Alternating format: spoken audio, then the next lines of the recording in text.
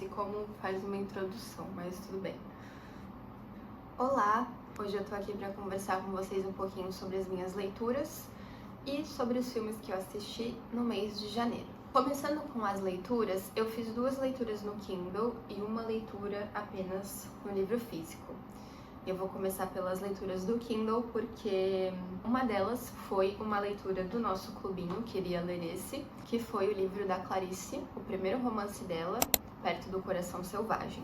Eu já estava gostando muito dele desde o início, porque eu gosto muito da escrita da Clarice, eu gosto muito das personagens femininas da Clarice. Eu acho que ela veio aí, na verdade, para escrever personagens femininas como ninguém. Inclusive, esse foi um livro que marcou muito a literatura brasileira, porque ele foi escrito, publicado ali por volta de 1943, 42. E até então, até essa época, todas as outras personagens femininas da literatura brasileira eram divididas em 2 personalidades. Então, ou elas eram as virgens, as puritanas, ou elas eram as promíscuas, as putas, e enfim. E o que a Clarice fez nesse livro é mostrar pra gente uma personagem feminina real, uma personagem feminina que foge, das preconcepções e dos fetiches masculinos sobre a construção de uma mulher, Uma coisa que me surpreendeu muito foi que a Clarice escreveu esse livro quando ela tinha 22 anos. Ele foi publicado quando ela tinha 23. E o que me parece, fazendo essa leitura, é que tem muito da Clarice nesse livro. A gente acompanha a história da Joana desde a sua infância até a maturidade. Porém, esse livro não é contado de uma forma linear. Então, horas a gente está vendo ali a Joana criança em casa, brincando enquanto o pai trabalha. Horas a gente está vendo ela adulta, se relacionando com o futuro marido dela. Horas a gente percebe que ela tá ali naquela fase da adolescência, juventude, depois volta para ela criança, depois vai para ela adulta de novo. Então, ele não é um livro linear. A Joana, ela é uma personagem excêntrica, para dizer o mínimo, porque ela é uma menina, uma mulher que não se identifica muito com os seus pares, com as pessoas que estão à sua volta, porque ela pensa de uma forma diferente, ela questiona de uma forma diferente, ela enxerga a vida de uma forma diferente. E isso perdura até a sua fase adulta, onde o próprio parceiro dela, o próprio companheiro dela se sente inferior a ela por não compreender 100% o que a Joana fala, o que a Joana pensa. E isso tem tudo a ver com o estilo de literatura, o estilo de escrita que a Clarice faz, que é um estilo que percorre aí o fluxo de consciência, ou o discurso indireto livre, onde a gente, por diversos momentos do livro, se depara com páginas e páginas sem pontuação, sem fim, quase que aquele sufoco, porque é justamente a personagem pensando e a gente tá ali como se fosse espectador da mente dela, onde todos os pensamentos vêm um atrás do outro, sem início, meio e fim. Esse livro, ele vai abordar muito sobre o papel da mulher na sociedade, sobre o que é ser uma mulher para a sociedade, o que é ser uma mulher dentro de um casamento. Nesse livro a gente tem uma outra figura feminina, que é a Lídia, que é a ex-mulher do Otávio, que é o homem com quem a Joana se relaciona, E a gente consegue perceber exatamente as diferenças dessas 2 figuras femininas. A Lídia, pra mim, ela é justamente o oposto, da Joana. Ela vem quase que pra mostrar pra gente, olha como uma mulher deveria se portar, olha como uma mulher deveria ser vista pela sociedade, como ela deveria se portar perante ao seu homem, perante a sua família. E aí a Joana vem e rompe todas essas nossas expectativas e todos esses paradigmas que os leitores já estavam acostumados à época das figuras femininas na literatura. Esse livro mostra pra gente também muito sobre lidar com o diferente, se deparar com o diferente, como a gente pode vivenciar e experienciar um certo tipo de solidão, um certo tipo de abandono coletivo, pelas pessoas não saberem lidar com você, não saberem lidar com a forma como você pensa. Então fica aí de recomendação para algum de vocês. Não foi o meu livro preferido da Clarice, tem outros ainda que estão disputando o primeiro lugar no pódio, mas isso só me deixou com mais vontade de conhecer a obra completa da Clarice, tudo que ela já escreveu, todas as personagens que ela já criou, porque eu sou completamente fascinada pela forma de pensar e sobre a forma de ver o mundo que fazia a Clarice. A segunda leitura que eu finalizei no mês de janeiro foi Noites Brancas, do Dostoiévski. Essa edição que eu tenho é da editora 34, eu comprei ele num sebo por R$1 e ele tá em perfeito estado, só mesmo a capa e algumas outras partes do livro que estão meio prejudicadas, meio sujinhas. Foi o meu primeiro Dostoiévski, eu nunca tinha lido nada desse autor. E foi uma novelinha muito gostosa, muito prazerosa. Ele é um livro que é até um pouco engraçado eu falar isso, mas ele me divertiu em alguns momentos, muito por conta dos exageros predominantes nessa época do romantismo. Ele vai contar a história de um homem solitário que vive na cidade de São Petersburgo. Ele tá no momento do ano, que se eu não me engano é na primavera, onde as pessoas fazem uma migração da cidade para o campo para poderem descansar, tirar um tempo ali para viver longe, né, da cidade. A gente começa o livro já com esse narrador nos falando que ele se sente abandonado, se sente muito sozinho, né, na cidade. A cidade está muito vazia porque todo mundo foi embora, todo mundo o abandonou, né? E ele começa então a fazer uma longa caminhada, né, até o campo. É um homem que gosta bastante de caminhar e de observar a cidade. Ele tem seus pontos favoritos da cidade. Ele tem suas casas favoritas da cidade. Depois de caminhar longamente e se exaurir, ele retoma para a cidade, né? Enquanto ele está passando ali por uma ponte, ele avista uma mulher e, ao que parece, essa mulher está sofrendo, está debruçada ali, chorando, pensando, sentindo alguma coisa que mexe bastante com o nosso protagonista. Ele sente ali uma vontade de abordá-la, de perguntar o que aconteceu, de tentar ajudá-la de alguma forma, mas ele se esquiva num primeiro momento e só depois, quando essa moça é abordada por um outro homem e sofre algum tipo de assédio, perturbação, aí então que ele vai até essa mulher, afasta esse homem e consola essa mulher. A princípio, eles se tornam bons amigos, passam a se conhecer um pouco mais no decorrer das noites desse livro. Esse livro ele é contado em 4 noites e uma manhã. Ao longo do livro, ao longo das noites, né, em que os personagens vão se conhecendo, a gente entende que essa história é, na verdade, uma história sobre um triângulo amoroso, porque essa mulher, na verdade, está sofrendo porque o seu amado, né, prometeu a ela que iria voltar para buscá-la, voltar para visitá-la, revê-la. Só que conforme o nosso protagonista conversa com essa mulher, a gente percebe que ele começa a se apaixonar por ela. E aqui a gente tem uma diferença de idade um pouco grande, porque se eu não me engano ele tem por volta de 26 anos e ela tem 17, 16, alguma coisa assim. Além de ser um livro muito curto, com suas 87 páginas, ele é um livro que te preenche, né? E a gente consegue observar muitas coisas que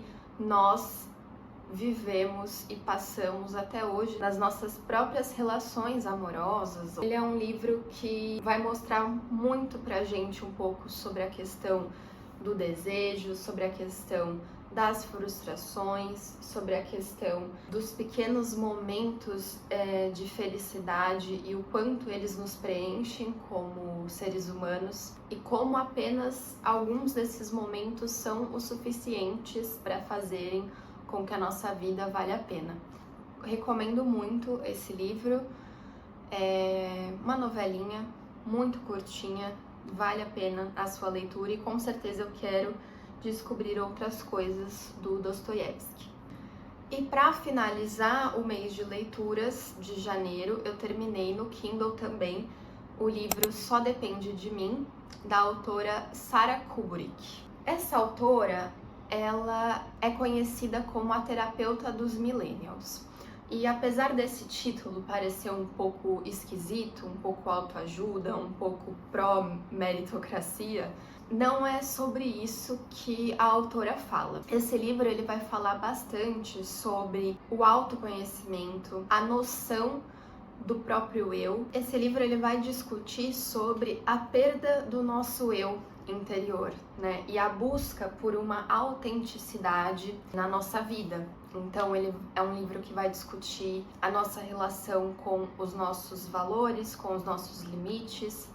É um livro que vai falar muito sobre o autoconhecimento e sobre como muitas pessoas não têm conhecimento de si mesmas, nem do próprio corpo, sobre os diversos atos de autotraição que a gente acaba fazendo ao longo da vida, seja porque a gente não quer perder alguma relação, ou seja porque a gente não quer nenhum tipo de confronto, nenhum tipo de conflito. Então essa autora, além dela trazer pra gente a sua visão, né, como terapeuta existencial, ela vai trazer também alguns casos dos seus próprios pacientes e vai trazer também um pouco da sua própria vida, porque essa autora, ela nasceu na antiga Iugoslávia e ela passou por uma guerra. Por muitos anos ela teve que voltar à sua existência apenas ali para aquele momento de sobreviver, né? Ela e a família dela vivendo em bunkers no meio de uma guerra. Ela vai trazer um pouco sobre como a própria vida dela a levou a estudar psicologia, né? E a estudar o que ela trata e o que ela lida hoje com os seus próprios pacientes, né? E como ela conseguiu se curar nesse processo todo. Então ela vai demonstrar ali pra gente de uma forma mais didática algumas ferramentas para nós mesmos lidarmos com certos tipos de situação e ter uma melhor autonomia nesse processo, né? Não deixar que a gente se perca no processo que é a vida, que é se relacionar com outras pessoas, que é fazer escolhas, tomar decisões, impor limites. Então eu gostei bastante dessa leitura, apesar de que em alguns momentos é uma leitura um pouco repetitiva, conforme vai passando os capítulos ela vai repetindo algumas coisas. Entendo que na intenção de talvez frisar algum tipo de conceito, mas acabou que pra mim ficou um pouco exaustiva a leitura e eu demorei bastante para finalizar ela. Comecei no início do mês e terminei nos últimos dias de janeiro, mas ainda assim é um livro que vale a pena a leitura se você sofre desses mesmos problemas aí de falta talvez de autoconhecimento ou uma falta de identidade, de autenticidade, não sempre, mas em alguns momentos, né? Para você que gostaria de saber um pouco mais a impor os seus limites, a conhecer os seus limites, né? Conhecer o seu próprio corpo, os limites da sua cabeça, os seus valores pessoais, né? No geral, foi uma boa leitura e recomendo. Bom, agora, você que está aqui só pelos filmes, vamos a eles, não é mesmo? Eu assisti bastante coisa em janeiro, fiquei até surpresa com a quantidade de filmes que eu assisti, que pra mim foi muito, mesmo por conta da minha rotina e tudo mais, pra mim foi uma quantidade bem ok. Em janeiro eu assisti 8 filmes e uma série. Eu comecei o mês assistindo um filme nacional chamado Sonhos Roubados. Esse filme conta a história de 3 adolescentes que vivem na favela do Rio de Janeiro e elas encontram na prostituição uma forma de lidar com as suas dificuldades ali financeiras, as suas dificuldades econômicas, provindas aí, né, de questões de classe, de questões de gênero. E a gente acompanha também um pouco da irmandade dessas meninas, mulheres, ao longo do filme. cada uma com a sua particularidade, né? Uma é mãe e precisa sustentar o seu filho, mesmo morando ali sozinha com o pai. A outra é uma adolescente que vive com os tios e é constantemente assediada sexualmente pelo seu tio dentro da sua própria casa. E a terceira, que tem um trabalho ali que é muito precário, e ela acaba se envolvendo com um traficante, com um homem muito perigoso e acaba engravidando dele.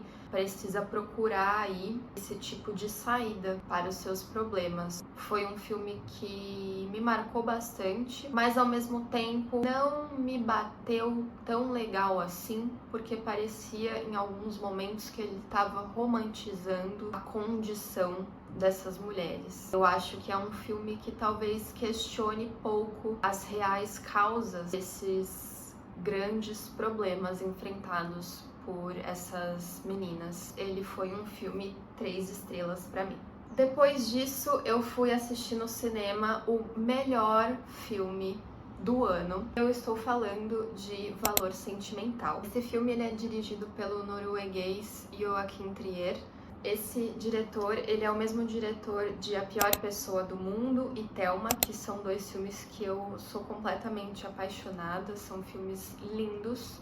E, obviamente, que Valor Sentimental não poderia ser diferente, e pra mim, desses 3, é o melhor filme dele. Esse filme a gente embarca ali, né, na história de 2 irmãs que crescem numa casa com a mãe após os pais se divorciarem. Elas presenciam já ali na infância muitas e muitas brigas dos pais, e depois que os pais se divorciam, parece que a casa é tomada ali por um silêncio, por uma melancolia, um pai que nunca visita, um pai que nunca é presente. A gente se debruça principalmente na subjetividade de uma das filhas, a Nora, e ela cresce ali sentindo muito a ausência do pai em diversos momentos da sua vida. Ela é uma atriz de peças de teatro e o seu pai, por outro lado, é um grande diretor, um premiado diretor de cinema,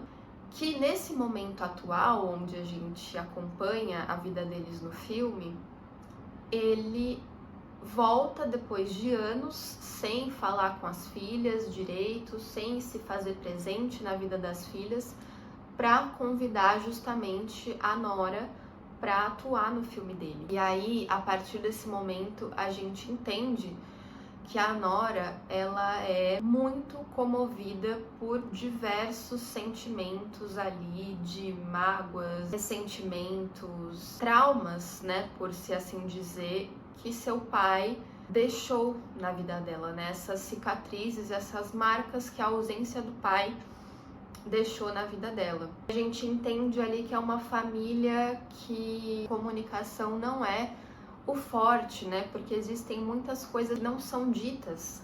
Não quero me estender muito, porque esse filme você precisa assistir e mergulhar ali na subjetividade dessa família, porque esse filme foi um presente, assim, pra mim.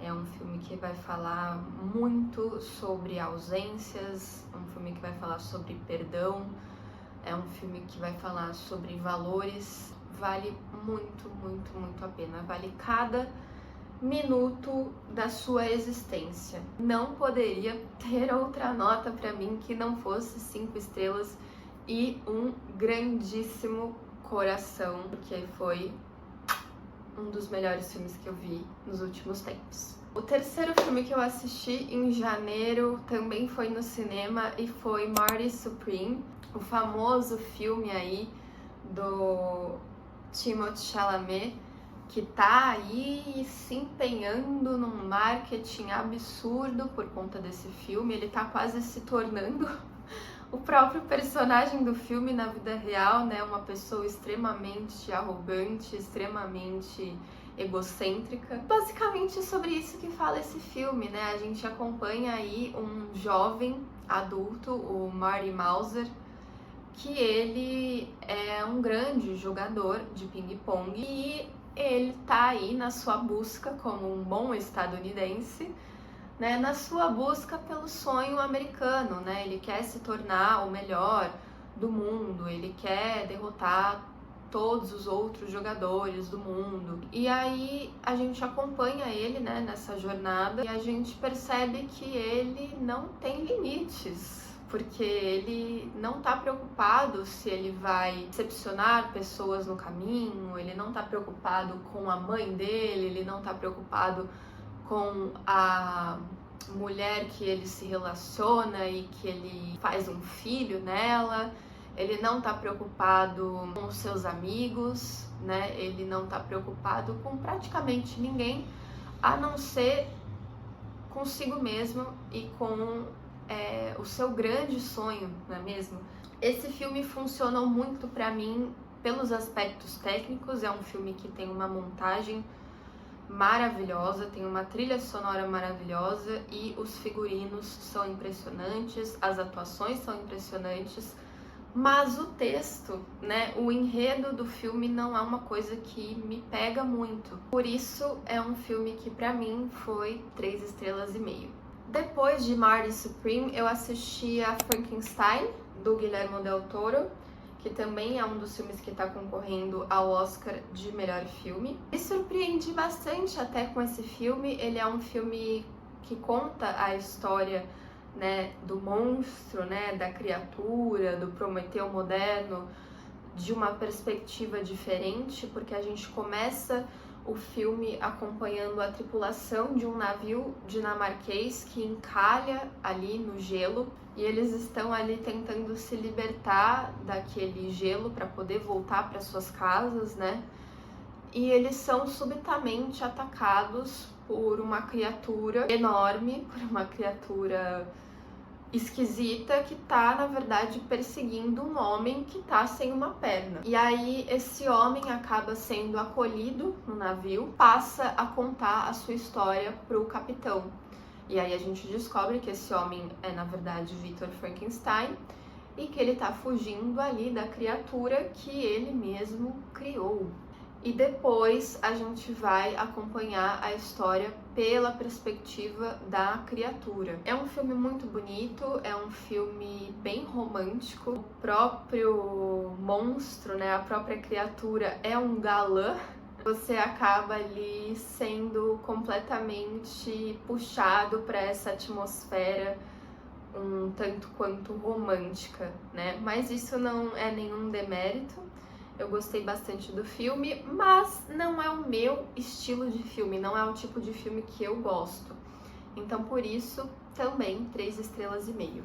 Na sequência, eu assisti a Dogtooth, do Yorgos Lanthimos. Vocês simplesmente não estão preparados para esse filme. Eu não estava preparada para esse filme. É um filme pesadíssimo, vai retratar ali pra gente a história de um casal completamente doentio que cria os seus 3 filhos numa casa, completamente isolados da sociedade. Então os filhos, eles nasceram ali, eles cresceram ali, eles nem nome têm, e eles simplesmente não conhecem absolutamente nada do mundo exterior, a não ser as coisas que os seus próprios pais ensinam a eles.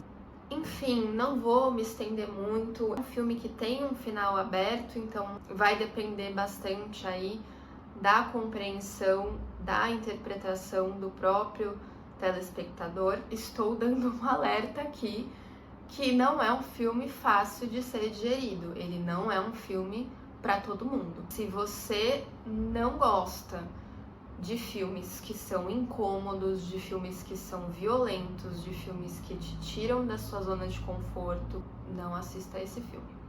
3 estrelas e meia. Na sequência, eu assisti Sinners, que é um filme protagonizado pelo Michael B. Jordan, que também está concorrendo ao Oscar de melhor filme. Esse filme vai contar a história de 2 irmãos que estão retornando de Chicago para sua comunidade no delta do Mississippi, e eles retornam então para sua comunidade com a intenção de abrir um bar de blues, né, um bar de música.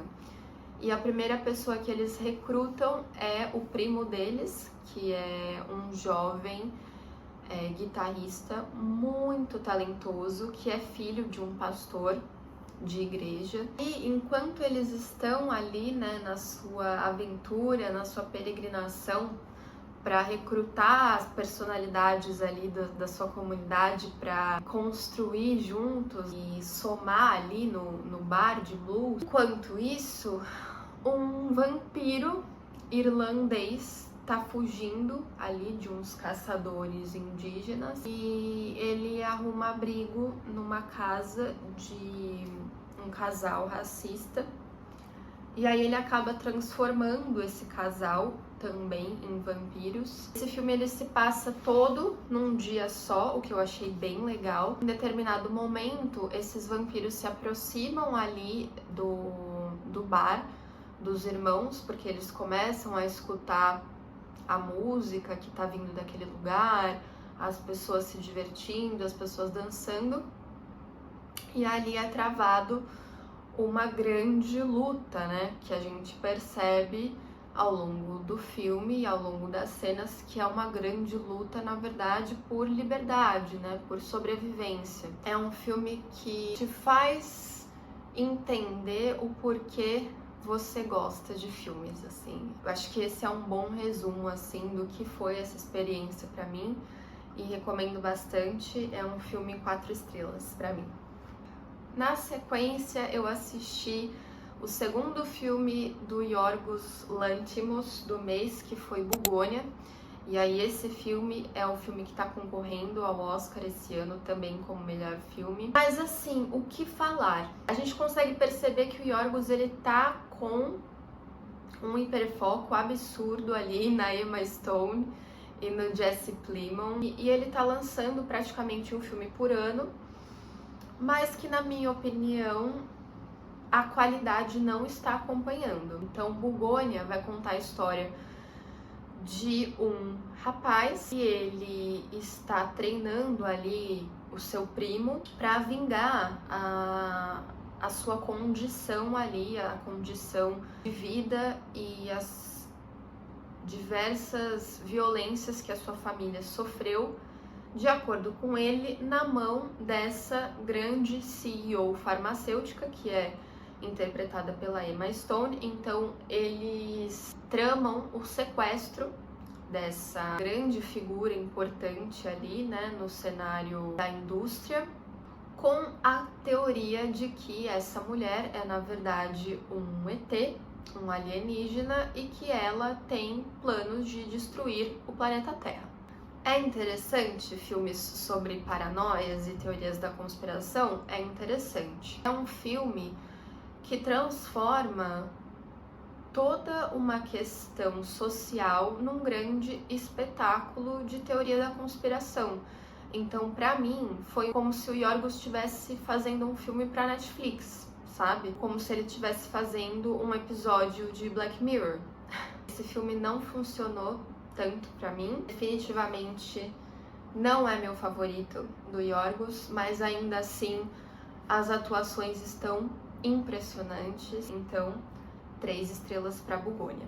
Para fechar os filmes, nós finalizamos o mês assistindo um documentário maravilhoso do Drauzio Varela chamado A Vida é uma Maratona. Esse documentário ele está disponível integralmente aqui no YouTube, basta você procurar. Vai falar sobre a vida do Drauzio Varela desde a sua infância, né?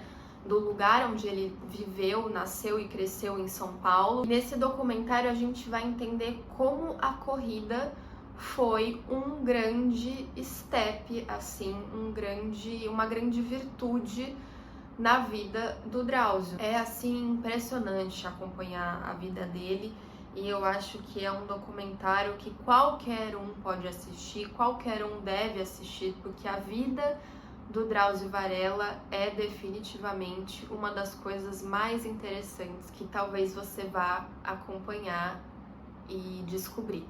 E para fechar o mês de janeiro, finalmente, porque esse vídeo deve estar ficando longo demais, eu assisti a série All Her Fault, que vai contar a história de uma mãe que vai buscar o filho na casa de um amiguinho, onde ela acha que ele tá brincando livremente e alegremente, quando na verdade ela descobre que esse filho foi sequestrado e que tudo aquilo foi uma grande armação. E aí, a partir desse momento, a gente vai entrar ali, né, conhecer a fundo um pouco mais aquela família e outras famílias também da elite de Chicago. A gente vai observar ali a podridão que cada uma das pessoas carrega consigo, seus diversos erros, as suas diversas escolhas horríveis, principalmente sobre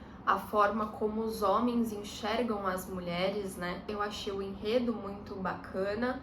É uma série que te faz refletir muito sobre diversos assuntos, mas ao mesmo tempo foi uma série que pra mim teve ali muitas reviravoltas. Pra mim não foram tão surpreendentes assim, porque eu assistia essa série com meu namorado e desde o começo eu tinha cantado uma bola e falei assim, olha, acho que vai acontecer isso, e realmente no final foi o que aconteceu. Mas é isso, né? É o efeito Netflix aí na nossa vida. E acho que cada vez mais o que as pessoas vão buscar realmente é séries e filmes com 350 reviravoltas. Essas séries são as séries que as pessoas tiram um tempinho assim a mais de vida para pensar sobre o que talvez possa ter acontecido, e aí essas se tornam as melhores séries do mundo, quando na verdade talvez não seja para tanto. Mas enfim, finalizamos aí o mês de janeiro, as leituras e os filmes e séries assistidos no mês. Vamos agora para fevereiro, vamos ver o que fevereiro nos aguarda. Já assisti a 2 filmes agora em fevereiro e um deles foi O Agente Secreto. Não vou falar sobre isso nesse vídeo porque a minha opinião é polêmica e vai ficar pro próximo. Muito obrigada por assistir até aqui. Se você gostou, tchau, tchau!